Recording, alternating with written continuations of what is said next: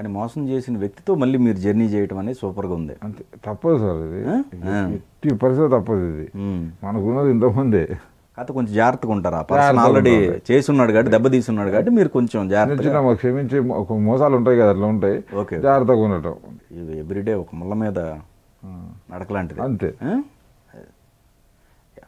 ఎంత జాగ్రత్తగా ఉన్నా ఏదో ఒకటి జరుగుతూనే ఉండదు. మన ఇంకా ఎక్కువ జాగ్రత్తగా వెళ్తాం.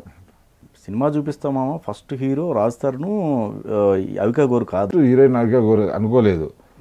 ఓపెనింగ్ చేసాం, వేరే కథ వేరే కొత్త హీరోయిన్కి వెళ్ళిపోతాను. ఓపెనింగ్ అయిన తర్వాత వీళ్ళకి వెళ్ళాల్సి వచ్చింది. అవికాకి వెళ్తే ఏంటంటే సెకండ్ హాఫ్ ఆమె నచ్చలే. సెకండ్ హాఫ్ అలా కాకుండా ఉంటే నేను చేయగలుగుతానేమో, అది కొంచెం అంటే సరే అని చెప్పి కూర్చున్నా వేరే ఐడియా వచ్చింది. ఆ ఐడియాతో వెళ్తే స్ట్రాంగ్ సినిమా అయిపోయింది. Okay okay.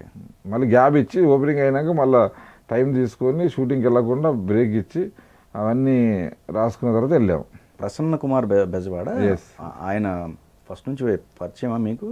రైటింగ్ సైడ్ ఆయన్నే ఎక్కువగా మీరు ట్రావెల్ చేసి సినిమా చూపిస్తామా ఫస్ట్ టైం, అక్కడి నుంచి ఇంకా తర్వాత నేను లోకల్ చేసాం. అదే తర్వాత హలో గురు ప్రేమ కోసమే. ఇప్పుడు థియేటర్స్ చిన్న సినిమాకి దొరకని కొన్ని సందర్భాల్లో మీరు కొంతమంది ప్రొడ్యూసర్స్కి ఫేవర్గా ఉండటం లాంటిది ఏమైనా జరిగిందా?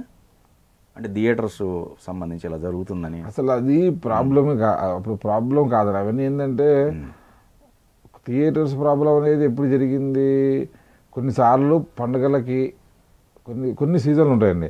ఆ సీజన్ లోపల థియేటర్ ప్రాబ్లం జరుగుతుంది, కానీ మిగతా థియేటర్ ప్రాబ్లం ఏం జరగదు. I'm very practical.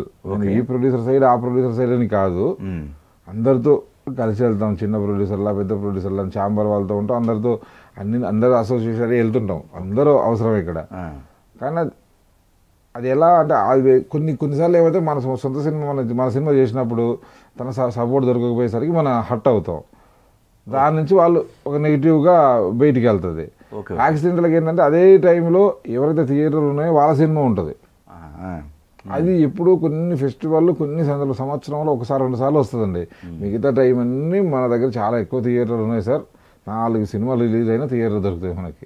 కానీ అలాంటి టైంలో మీరు అంటే ఒక కోపానికి వెరీ ప్రాక్టికల్గా ఆలోచించా. నా సినిమా రేపు ఇప్పుడు హుషారు సినిమా రిలీజ్కి చాలా ఇబ్బంది పడ్డా. థియేటర్స్ అక్కడ సినిమాలో ఇక్కడ సినిమాలో ఒక షో ఇవ్వట్లేదు.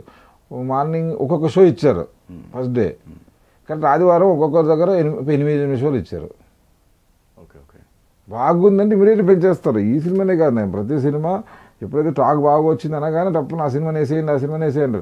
సొంత సినిమా వాళ్ళు ఎవరైతే థియేటర్లో వాళ్ళ సినిమా సొంత సినిమా ఉన్నా కూడా, ఇప్పుడు ఎవరు థియేటర్ ఓనర్స్ వాళ్ళ సినిమా ఉంది, వాళ్ళ సినిమా ఫ్లాప్ అయింది, పక్క వచ్చిన సినిమా హిట్ అయింది అనుకో, ఇలా సినిమా తీసి ఆ సినిమా వేస్తారు వాళ్ళు. ఎందుకు చెప్పండి? దీనికి జనాలు రావట్లేదు. వస్తే ఫస్ట్ థియేటర్ బతుకుతుంది కదా, సినిమా ఎట్లా రాదు, షేర్ రాదు, సినిమాని ఉండదు. రిలీజ్ అయ్యే వరకు మీ సినిమా మా సినిమా అండి. రిలీజ్ అయినాక hit cinema flop cinema. Hit సినిమాకు బాగుందంటే దాదాపు అందరు ఎగ్జిబిటర్లు అందరూ ఎంకరేజ్ చేస్తారు. వాళ్ళ సినిమాలు ఉన్నప్పుడు వాళ్ళ సినిమా యావరేజ్గా ఉంది, మన సినిమా యావరేజ్గా ఉంది, దాన్ని కొంచెం నిలబెట్టుకోవడానికి ఎవరైనా ట్రై చేస్తారు. అప్పుడప్పుడు ఏర్పడుతుంటే సందర్భం, కానీ ఎప్పుడు అట్లే ఉండదు. మీరు ఎంత పాజిటివ్ మూడ్లో ఉన్నా, పాజిటివ్గా రెస్పాండ్ అయినా ఎదుటి వ్యక్తి అలా రిసీవ్ చేసుకోవాలని గ్యారంటీ లేదుగా. 100% తీసుకోడు. వీటిని ఎలా ఫేస్ చేసేవాళ్ళు? ప్రొడక్షన్ సైడ్ చాలా హర్డిల్స్ ఉంటాయి దీంట్లో. మన టార్గెట్ ఏంటంటే నాకు మంచి సినిమా తీయటం, అది నో డౌట్. అది ఎప్పుడు వస్తుంది అంటే ఎదుటి వ్యక్తి మన మాట వినలేదు, కోపం వస్తుంది, అన్నీ వస్తాయి. అది కంపల్సరీ కోపం రావడం సహజం అండి. అది కోపం రాలేదంటే కాదు, కంట్రోల్ చేసుకోవడం ఏమంటారు వాళ్ళ క్యారెక్టర్ని బట్టి ఉంటుంది. ఓకే, మన కోపంగా అన్నంత మాత్రం ఏమొస్తుంది, ఇది రాదు. కాబట్టి ఏం చేయాలంటే కూలుగుండి వాళ్ళకి చెప్పి నచ్చజెప్పి నెక్స్ట్ స్టెప్కి వెళ్ళటం. మేజర్గా నేను అది అనకూడదు ఏంటంటే మేము అందరం ఖర్చు చేసి ఒక 8 నెలలు 9 నెలల జర్నీ, మళ్ళీ 8 నెలల తర్వాత వాళ్ళు వెళ్ళిపోతే మళ్ళీ ఇంకో టీంతో వెళ్ళిపోవాలి. మళ్ళీ రిపీట్ అవ్వచ్చు, కలవచ్చు, ఏమైనా చేయొచ్చు. కరెక్ట్. కాబట్టి దానికోసం ఎందుకు వద్దు, కొంచెం అడ్జస్ట్ అయిపోవడం. ఏ సందర్భంలో నేనే అడ్జస్ట్ అయిపోతూ మనం ముందుకు వెళ్ళాలి, సినిమా అయిపోవాలి, రిలీజ్ అవ్వాలి, బాగా జరగాలి అని అటు ఇటు అవుతూ ఒక టైం తీసుకుంటూ, మనం అనుకున్నది కాకపోయినా టైం తీసుకుంటూ వెళ్ళి ఇలా ప్రేమగా మాట్లాడి రిక్వెస్ట్ చేసి అలా చేస్తే బాగుంటుంది, ఇలా అర్థం అంటే అక్కడ కూడా ఎవ్వరు వాంటెడ్లీ కావాలని పగలు ఉండవు. అదే నేను క్రియేటివ్లో ఏం చేస్తే కరెక్ట్ అనుకుంటారు, నాది కరెక్ట్ అనుకుంటారు, నీది కరెక్ట్ అనుకుంటారు, నీ వల్ల ఇది జరిగి నా వల్ల జరిగిందంటే ఆ కోపంలో అనుకుని నిందలు వేస్తుంటారు మన మీద. అవన్నీ చేస్తున్నాం అనేది కొంచెం చూసి end of the day after release అయిపోయినా మన అందరు సక్సెస్ పార్టీ దావతులు అది ఏంది మామూలుగా జరుగుతున్నాయి. ఒకటిలేండి, మీరు జీరో నుంచి స్టార్ట్ అయిన లైఫ్ కాబట్టి ఏ కష్టం మీకు పెద్దగా అనిపించలే, చిన్న కదా, ఎవ్రీథింగ్ ఎవ్రీ టైమ్ ఎంజాయ్ చేసుకుంటూనే పెయిన్ ఎంజాయ్ చేయటం సార్, సింపుల్. మేము తీసుకొచ్చిన సినిమాలో పెట్టాం అనమాట. పెయిన్ ఎంజాయ్ చేయటమే. పెయిన్ ఇస్తుంది లైఫ్, అన్నీ ఇస్తుంది. సీట్ ఇస్తుంది, ఆనందం ఇస్తుంది. ఆనందాన్ని ఎంజాయ్ చేస్తూ ఇంకొకరిని ఏం చేస్తే పెయిన్ ఎందుకు ఎంజాయ్ చేయవు? పెయిన్కి ఎందుకు లొంగుతావు? ఆనందాన్ని తీసుకున్నప్పుడు పెయిన్ కూడా తీసుకో, యాక్సెప్ట్ చేయి.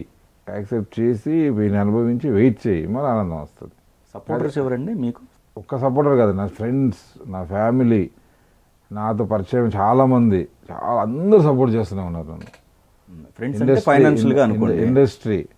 ఇండస్ట్రీలో కూడా అందరూ సపోర్ట్ చేస్తున్నారు. ఎవ్వరూ నాకు నెగిటివ్గా మాట్లాడి పెద్దగా ఉండదు. అందరూ అరే గోపి బాగుండాలి, అందరితో బాగుంటాడు, గోపి బాగుండాలి, బాగా చేస్తున్నాడు ఉండాలి అని అందరూ మనస్ఫూర్తిగా విష్ చేసేటోళ్ళే ఉన్నారు.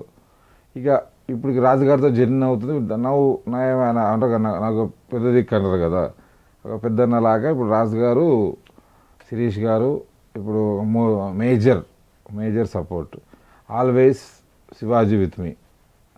శివాజీ అని నాకు ఎప్పుడు ఫ్యామిలీగా ఫ్రెండ్స్గా ఉన్నారు.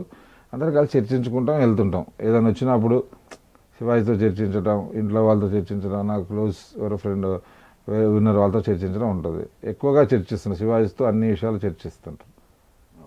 మా ఫ్రెండ్ మామిడిశెట్టి శ్రీనివాస్ అని ఇట్లా క్లోజ్ ఫ్రెండ్స్ ఉన్నాం, స్టార్టింగ్ నుంచి ఫ్రెండ్స్, ఇండస్ట్రీ ఫ్రెండ్స్, వాళ్ళందరితో చర్చించుకుంటూ వెళ్తాము.